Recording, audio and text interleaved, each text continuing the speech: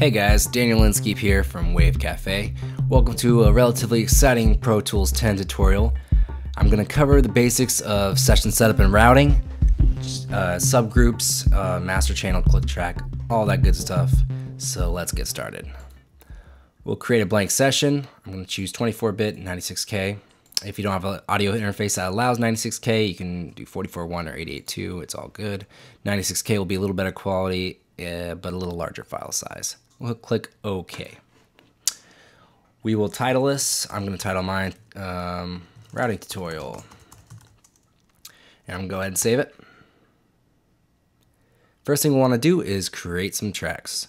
So I'm going to hit Command-Shift-N, and that'll bring up the new tracks dialog.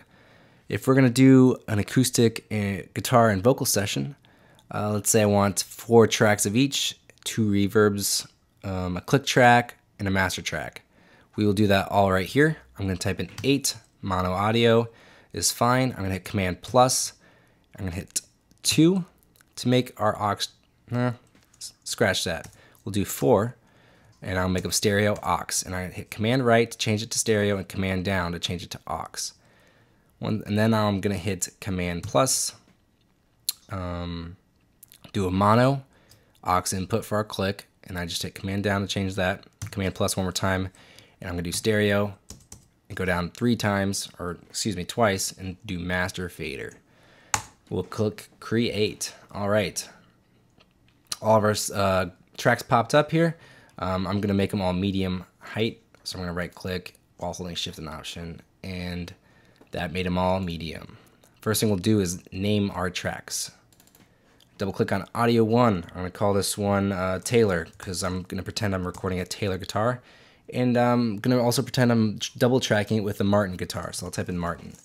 And then we'll do Taylor 2 for, lead, Martin 2. You can call them whatever makes sense to you. It's all good. Next, we'll do vocals. So we'll just do Vox, Vox 2, Vox 3, and we want a harmony track. We'll type in harm, it's fine. And then we'll do reverb for the aux 1, delay for aux 2, and then I'll create my subgroups for my guitars and my vocals. So aux 3 we'll call guitar sub, aux 4 we'll call Vox sub, and aux 5 is our click. I think I might have messed that up somewhere along the line, but we'll get to that. If I scroll on down here, I can see, I did not screw it up, in fact. Okay, good, I did it right. Alrighty, now I want to solo safe my aux, all my auxes, so that way, when you're soloing a vocal or a guitar that has, reverb delay on it, you will still hear it without having to solo each aux that you're running through. So I'm just going to shift click on Vox sub to select all 4 of these. Now I'm going to hit Command, Option, Shift, and click the solo button, and that'll solo save all of those at once. To do one track at a time, you can just Command click on the solo button. All right, now we got that set up. Let's go ahead and make a click right on here. And here are my inserts and sends. And if you don't have those showing up, you just go to View, Edit Window Views, and get everything up here that you want to see. I like to work primarily out of the Edit window, but you can also work out of the Mix window. If you hit Command equals, you can pretty much do all the same things, but I prefer the Edit window for that. So under my inserts, I'm just going to go to Plugin, Instruments, and Click to bring up a click. If you're using Pro Tools like 7.4 and later, you can just go to Track, create Click Track. Same thing. All right, now we got a click track going. We'll go back up here and subgroup our guitars and our vocals to their respective subgroups. So click on Taylor once, shift click onto your last guitar track. And now where the output is, analog 1 and 2, we're going to want to change that to a bus. So hold down Shift and Option, and that'll change all of them at once. And choose the output of one of your guitar tracks that is selected. And we'll just do 9 and 10. Now we'll go down to our guitar sub and make the input 9 and 10, or whatever bus you chose for the output of your guitars. And that way it's going out of there into here. Pretty simple stuff, but it really works out well. Go ahead and click on Vox and we'll do the same thing.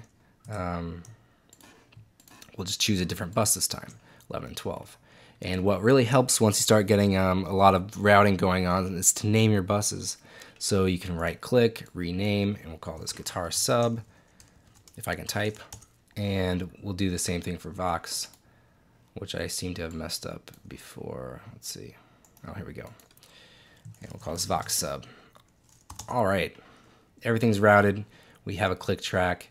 You know, just one of the benefits of subgrouping your vocals is that you can EQ them all. You can throw reverb on all at the same time. You can DS them all. So we'll go ahead and throw a de-esser on here. And, you know, just change the frequency to something that works for your instance. There's also presets. So male DS, you know, something like that. We can change the range to make sure it's being effective. All right, now that we have everything routed to their subgroups, you're good to start recording. One of the ways I like to, when I'm just doing a home studio setup, I'm usually only using one microphone and just kind of double tracking and things like that. So I want them all set to the same input because I'm only using one microphone. So we'll just do that all at once. With Taylor at the top selected, we'll shift click on our last audio track. I'm going to hold down Option and Shift, change the input to analog 1, which is where my microphone is plugged in. And that changes all of them at once. No need to do it individually. You know, you can save some time. You know, makes sense. Well, now that that's good to go, you can start recording and have fun with it. Hope you guys learned a little bit and stuck with me there to the very end. Pat yourself on the back if you did. Once again, my name is Daniel for Wave Cafe. Let me know if you have any questions. Leave them in the comments below. And let me know what else you want to learn. All right, take care. All right, another thing I wanted to mention is the click track. Over here in our transport window, if you don't have that up, just hit Command 1 on your number pad and that'll pop up. Over here we have our metronome options. Right now it's on because it's blue, but if you double click on it, you have more options for it.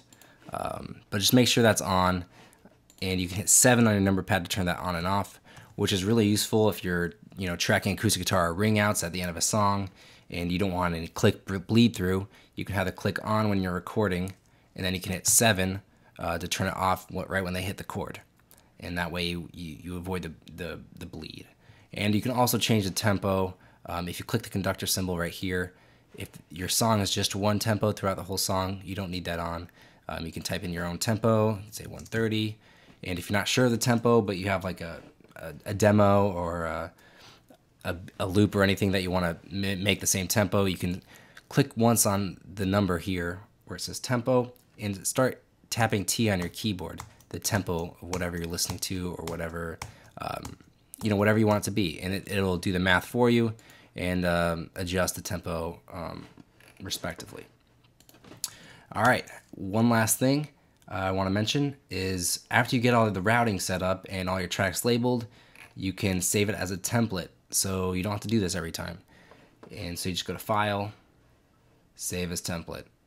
Easy as that, and that way all your routing will be done for you next time you go in to do an acoustic guitar and vocal session.